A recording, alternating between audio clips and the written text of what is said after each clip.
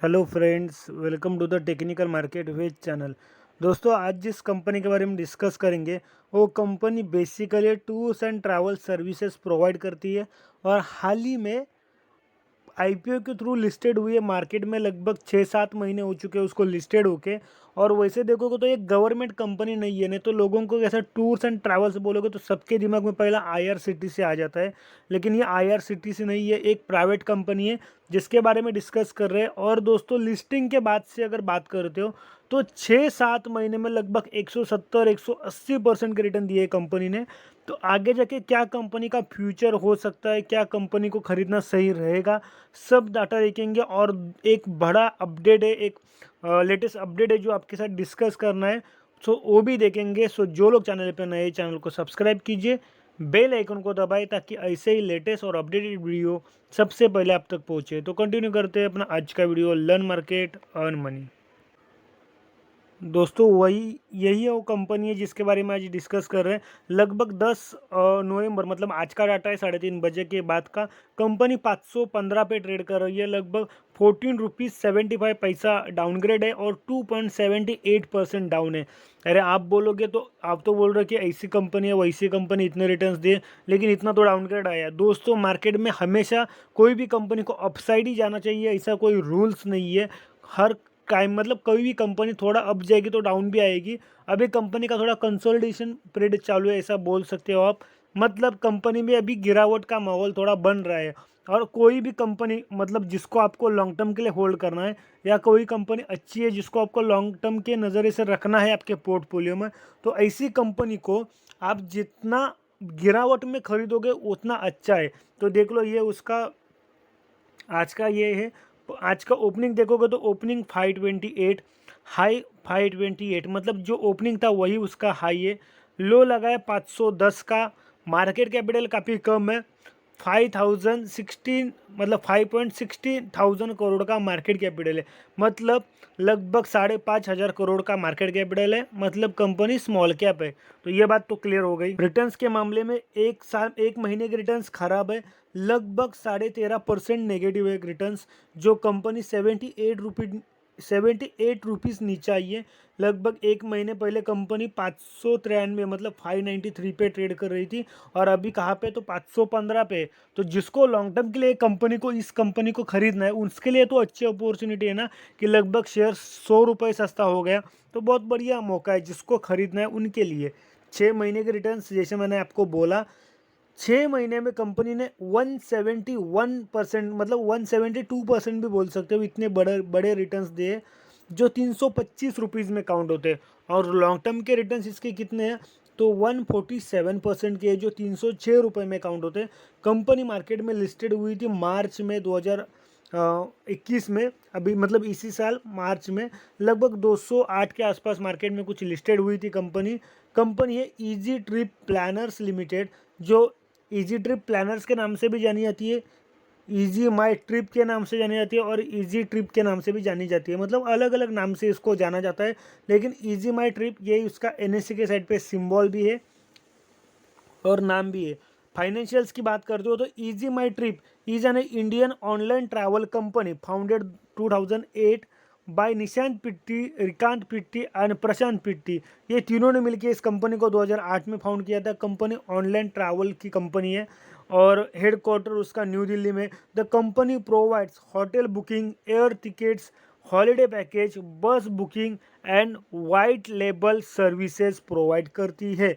So company basically जो आपके हम मतलब लोगों के मौज की चीज़ें, जो लोगों को अभी कैसा मतलब डेवलप लाइफ के लिए लोगों को, या फिर जो क्या बोल सकते हैं मौज मस्ती वाली लाइफ है उसके लिए जो यूज़ होने वाली चीज़ें, जिसमें से एयर टिकट भी है, होटल टिकट्स, हॉलीडेज टिकट, मतलब लोगों को घूमना, या फिर बस टिकट, मतलब इसेंशियल, मतलब इमरजेंसी सर्विसेज, साथ ही में लोगों की मौज मस्ती वाली चीज़ें के लिए जो सर्विसेज लगती है सब प्रोवाइड करती है। मतलब कंपनी का बिजनेस फ्यूचर में जैसे डिमांड बढ़ेगा ही बढ़ेगा, तो कंपनी का बिजनेस भी बढ़ेगा। मतलब कंपनी का बिजनेस सिंपली यहाँ पे ग्रो होने वाला बिजनेस वाली कंपनी है ये। 2008 की फाउंडेड है, तो क्लियर है। और सब्सिडरीज इसकी EaseMyTrip, Middle East DMCC, Singapore Arrivals PTE Limited, दो उसकी सब्सिडरीज कंपनी है। सो ये तो हो गई क्लियर बात। अभी देख लो एक अपडेट क्या है कंपनी का। कंपनी का अपडेट ये है दोस्तों कि कंपनी का कल डिविडेंड का अनाउंसमेंट होने वाला है। दोस्तों लिस्टिंग के बाद कंपनी ने एक डिविडेंड दिया था अप्रैल में, यहाँ पे देख सकते हो कॉर्पोरेट एक्शन में कंपनी ने लिस्टिंग के बाद 2 रुपये पर शेयर का डिविडेंड दिया था अप्रैल में, जो वो टाइम पे प्राइसिंग के हिसाब से ठीक ठाक था, क्योंकि उस टाइम पे उसका प्राइसिंग 200 के आसपास था। तो दोस्तों अभी तो उसका प्राइसिंग लगभग 500 के रेंज में पहुंच चुका है, और लिस्टिंग के बाद मतलब 6-7 महीने के अंदर ही कंपनी दूसरा डिविडेंड दे रही है। तो यहाँ पे देख सकते हो 11 नवंबर की बात हो रही है, मतलब कल की बात हो रही है। To consider an proposal for a declaration of interim dividend if any for the financial year 2021 and 2022। So company का कल प्रपोजल कंपनी रखने वाली है डिविडेंड रिलेटेड। तो कल डिविडेंड का अनाउंसमेंट हो सकता है कि डिविडेंड कितना मिलेगा। अभी चाहे कोई भी यूट्यूब पे कितना भी वीडियो डाल ले कि इतना डिविडेंड मिलेगा उतना डिविडेंड मिलेगा, तो ये श्योर नहीं है, क्योंकि अभी तक कंपनी ने खुद से अनाउंसमेंट नहीं किया कि कितना डिविडेंड मिलेगा। सो कल उसके रिलेटेड उनका प्रपोजल रखेंगे और फिर डिसाइड होगा कि कितना डिविडेंड मिलेगा, कब मिलेगा, उसका रिकॉर्ड डेट क्या रहेगा, उसका एक्स डेट क्या रहेगा। और डिविडेंड हो, बोनस हो या फिर स्प्लिट हो, रिकॉर्ड डेट और एक्स डेट के पहले आपके पास शेयर्स रहेगा तभी आपको उसका बेनिफिट्स मिलेगा। ये बात क्लियर रख लो, नहीं तो आप बोलेगे मैं कभी भी खरीदूंगा और मुझे प्रॉफिट मिलना चाहिए या फिर बेनिफिट्स मिलना चाहिए, तो ऐसा है नहीं। और कंपनी का एक रिजल्ट का देख लो, तो जून क्वार्टर्स के नंबर सितंबर क्वार्टर के कंपैरिजन में, सितंबर क्वार्टर के नंबर जून क्वार्टर के कंपैरिजन में कैसे है, तो देख सकते हो क्वार्टर ऑन क्वार्टर बेसिस पे कंपनी का टोटल इनकम अच्छा खासा बड़ा है, और नेट प्रॉफिट में भी काफ़ी ज़्यादा मात्रा में ग्रोथ है। लगभग 1000 पॉइंट वैल्यूज इन लैक्स के आसपास नेट प्रॉफिट बढ़ा है। और टोटल इनकम की बात करते हो तो वो लगभग 3 गुना बढ़ चुका है, 4367 वैल्यूज इन लैक्स में ग्रोथ है। So quarter on quarter basis पे कंपनी का रिजल्ट अच्छा खासा लग रहा है। लेकिन दोस्तों एक बात ध्यान में रख लो, कंपनी स्मॉल कैप तो है ही साथ में, लेकिन हाई रिस्क है, क्योंकि इसमें वोलेटिलिटी ज़्यादा है। 6 महीने के अंदर 170% का रिटर्न दे चुका है, मतलब इसमें वोलेटिलिटी हो रही है जो काफ़ी ज़्यादा हो रही है, मतलब काफ़ी ज़्यादा स्पीड से हो रही है। मतलब अप डाउन जो चल रहा है वो काफ़ी ज़ोरों से चल रहा है, जिसकी वजह से इसको हाई वोलेटिलिटी है। और हाई वोलेटिलिटी मतलब हाई रिस्क है, मतलब पैसा अटकने का चांसेस भी थोड़ा ज़्यादा है। सो जिसको रिस्क लेना पसंद है वो इस कंपनी में इन्वेस्ट कर सकते हैं, जिसको रिस्क लेना पसंद है और जिसको फ्यूचरिस्टिक पता है कि आगे जाके tours, travels, hotel tickets, air ticket इसका बिजनेस रुकने वाला है तो नहीं, सबको पता है। लेकिन कंपनी पे भरोसा रहना चाहिए, कंपनी के मैनेजमेंट पे भरोसा रहना चाहिए, कंपनी का बैलेंस शीट सब देख के, और लोगों को रिस्क लेना पसंद है तो आप डेफिनेटली इस कंपनी में इन्वेस्ट कर सकते हो, क्योंकि कंपनी अभी न्यूली लिस्टेड हुई है 6-7 महीने पहले। यहाँ पे इंट्रेंसिक वैल्यू की बात करते हो तो करंट प्राइस इंट्रेंसिक वैल्यू से ज़्यादा है। रिटर्न एफडी से अच्छे दिए, डिविडेंड का डाटा अवेलेबल नहीं है, एंट्री पॉइंट सही है, नो रेड फ्लैग से। पी रेशो की बात करते हो, और पी रेशो और इंट्रेंसिक वैल्यू से आपको एक बात क्लियर हो चुकी है कि कंपनी का शेयर महंगा है। मतलब अभी शेयर जो जिस प्राइस पे ट्रेड कर रहा है वो प्राइस थोड़ी महंगी है इस कंपनी के लिए। लगभग 94 का पी रेशो है, जो काफ़ी ज़्यादा महंगा है, हाई पी से 3 गुना ज़्यादा है।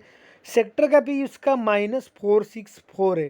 तो यहाँ से भी आपको क्लियरली अंदाज़ा आ चुका होगा कि मैं क्या बोलना चाहता हूँ, कि शेयर्स अच्छा है, लेकिन किसके लिए, जिनको रिस्क लेना पसंद है उनके लिए, जिनको सेफली और सिक्योरली इन्वेस्ट करना है उनके लिए नहीं है। और फिर भी जिनको रिस्क लेना पसंद भी है, फिर भी वो लोग एक बात ध्यान में रख लो कि कंपनी का शेयर प्राइस थोड़ा महंगा है अभी करंटली। सो आपका चॉइस रहेगा कि बाई करना नहीं करना, लेकिन बाइंग का रिकमेंडेशन इस साइड का इसका 100% है। सो अगर आपको शॉर्ट टर्म के नज़र से बाई करना है तो भी आप बाई कर सकते हो, और लॉन्ग टर्म का नज़रिया है तो आपको लॉट में बाई करना सही रहेगा। जैसी गिरावट आई थोड़ा लॉट खरीद लिया, और गिरावट आई और लॉट खरीद लिया।